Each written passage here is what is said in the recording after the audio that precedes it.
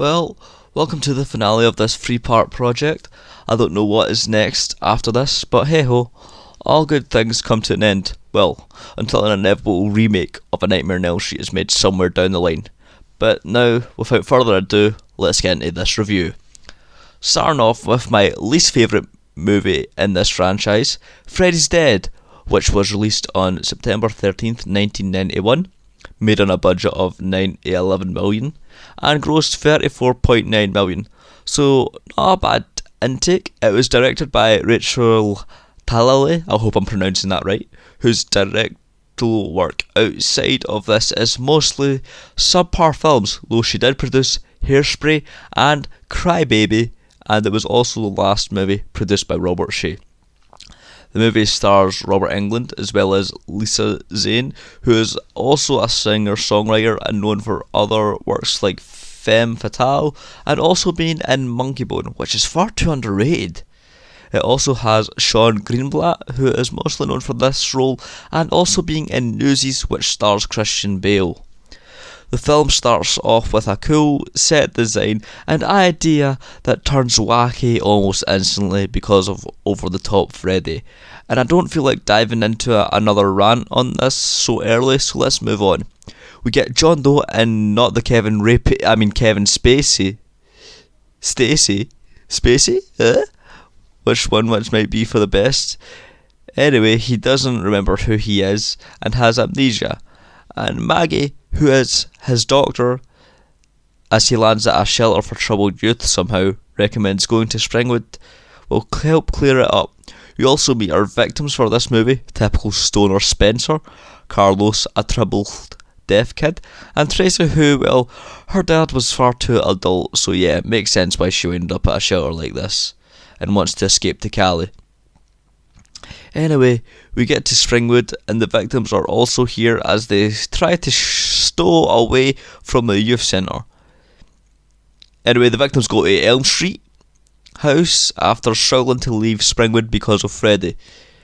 John and Maggie go to the orphanage and what we get is the discovery of Freddy having a child that conveniently doesn't get mentioned till this movie. And John thinks he is Freddy's kid because why else hasn't he killed him? Well, as this happens, Spencer and Carlos get killed with admittedly cool concepts that get annoying because they become too quote-unquote funny, and I say that like very sarcastically. Fuck the Power Glove in the NES scene and fuck the Looney Tunes-esque build to Carlos's head exploding. It was pretty natty, the explosion though. After this, the gang split town, but not before John is killed, and it's revealed that Maggie is Freddy's daughter. Anyway, we learn about the dream demons that look like reproductive fluids from Doc, who's actually pretty cool.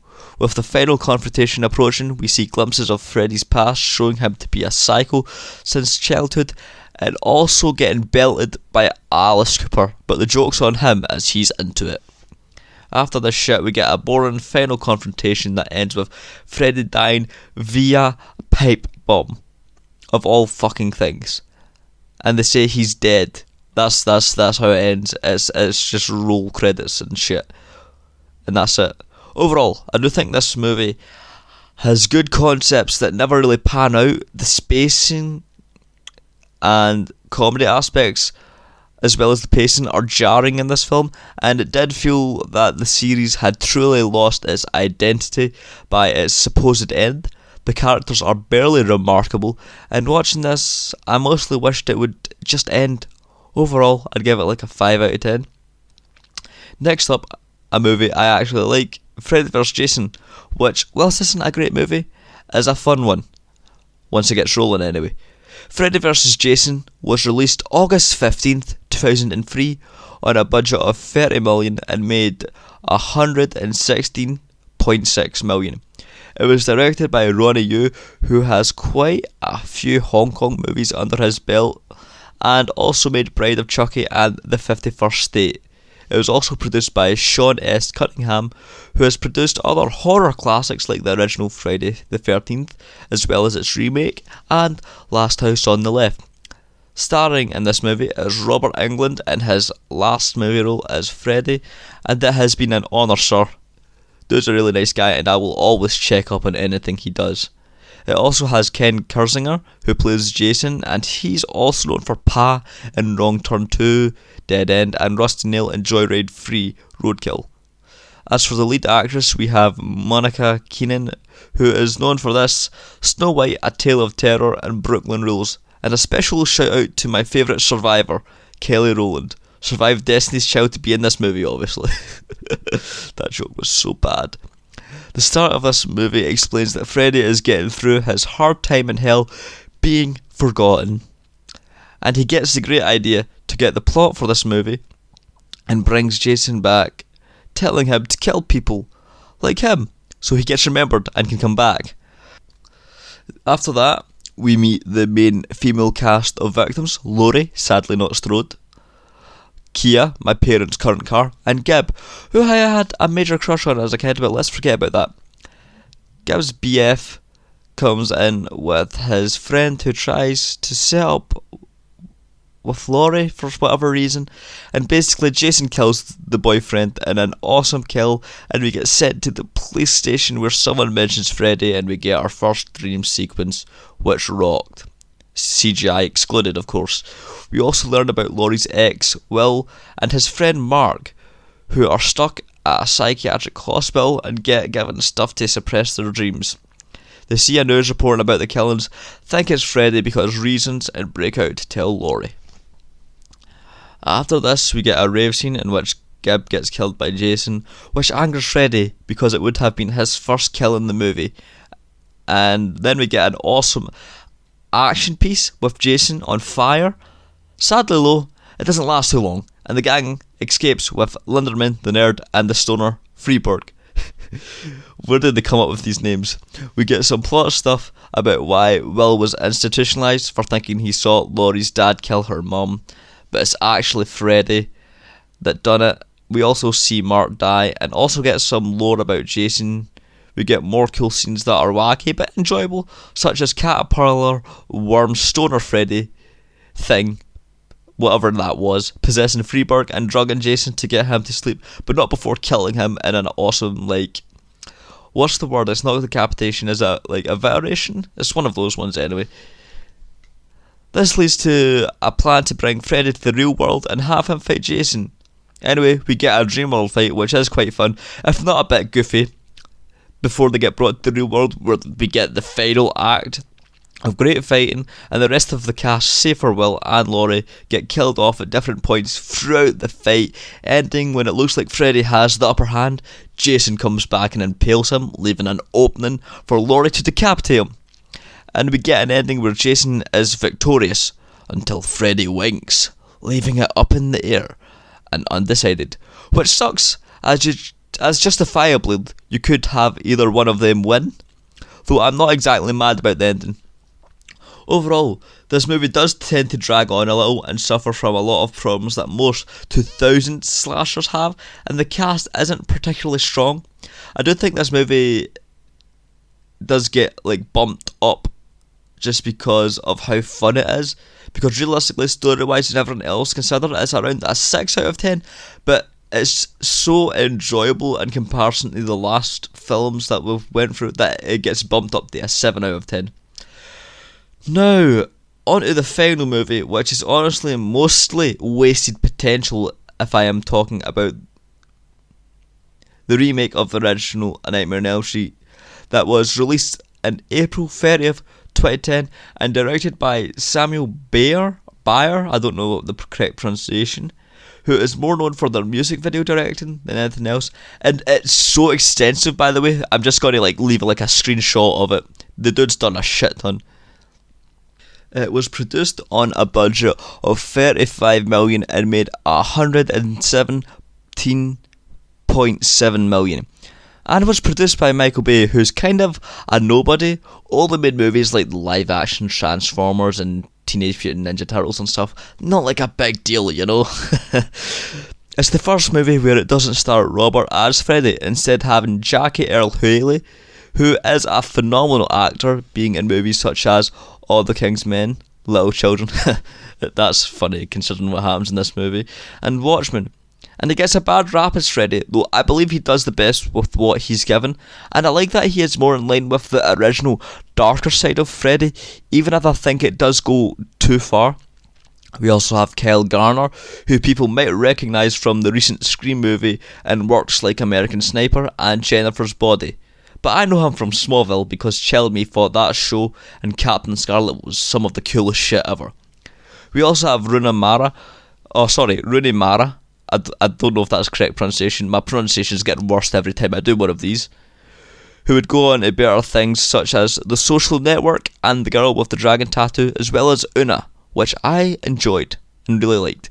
Now, this movie has a lot of similarities to the original, but changes enough to be different. We start off the movie in a diner with a guy who's been having a nightmare, sleep problems, and is trying to force himself to stay awake, seeing visions of a burned man and yeah, I'm not going to mess around. To no one's surprise, it's Freddy, and he straight up cuts his throat, but to others it looks like he slit it himself. It's messed up, and honestly pretty cool. Anyway, we move on to the next victim, Chris, not Jenner, who begins having dreams about Freddy too, and her ex, Jessie, not from Breaking Bad sadly, shows up to keep her company. Chris replaces the role of Tina and dies pretty much note for note the same way, and this is the third time we've got a death like this. The second one gave us new insight on how it was done, but this doesn't add anything, and it's a waste sadly. They could have made it stand out more, make it much more brutal for dramatic, hell, give the scene a sense of sombre foreboding of what's to come to the remaining cast. Just don't have it be as boring as it was. Jesse replaces Rod and we get his jail scene death, which is a step up from the original in my opinion, and also tries to play with us on what's going to happen, but we know he's dead. Also, the dark macabre of what Freddy implies he's going to do while his brain is still active gave me nightmares as a kid when I first saw this. I don't know, it really stuck with me. As everyone is dying, Nancy, who has been part of all this and seen her friends die, tries to figure out their connection to them, as it's evident stuff isn't adding up. Anyway, they learn they knew each other as kids and that the burnt man is Freddy and he was accused of not child murder like the original, but well, let's just say taking the kids' innocence. And whilst I get the approach they're going for and why they done this, I think it was a bad choice. Freddy is a horrible person. Granted, I think the crime he had done in the original is heinous. It's looked at in a less harsh light because one is defilement of the worst kind, and it makes it hard not to take him serious, but removes the charm because he is that much more disgusting as a person than in the original, where it can kind of get ignored because it's a bit more wacky with how they went through with it. But because he's doing this, the fun in the original is easier stomach, and how it's written gives him a sort of cult of personality in comparison to this, where it's clear that he's just a sick fucker. Rant over. Let's get back to it. Anyway, we get Freddy's backstory, however we're given the idea it might not have happened, and we get some cool scenes with micro sleeps, which helps separate this film from the original in a good light, and would have been interesting to see if this movie ever got sequels, but alas, we are left with this. And the kids basically mustered the courage to check the place where it all started, but find proof of the true monster that Freddy is, and plan to bring him to the real world. Shenanigans ensues, and they defeat Freddy in a scene that would have looked better if they used the cut footage and had Freddy look like normal to show that no matter how he looks, he is a fucking monster, and burn him alive again as a poetic justice as he goes down in flames. But anyway, returning from the hospital, Nancy's mum dies like in the original, but the concept is cooler, even if I think the CGI is atrocious. Overall, this movie is bad, easily the worst one. I take it back, Freddy's Dead isn't as bad as this, but it sucks because it had the potential to be better than it was. I've seen the outtakes of the footage, I've gone over stuff discussing the production and that, and there's stuff that should have honestly been included in this movie, as it would have enhanced the experience of it, made it more enjoyable and stuff. The concepts and stuff that they wanted to do, but I don't know if it was the studio getting in the way or whatever, just brought it down. There's a lack of innovation because of this, and scenes that happened in the original look mostly better due to not using horrendous CGI to make it try and look nice, and it honestly doesn't have much to say for the A Nightmare on Elm Street saga, and I'd give it a 4 out of 10. Well, this wraps up this series. I don't know what I'm going to do next, but stay tuned for it. Peace, guys.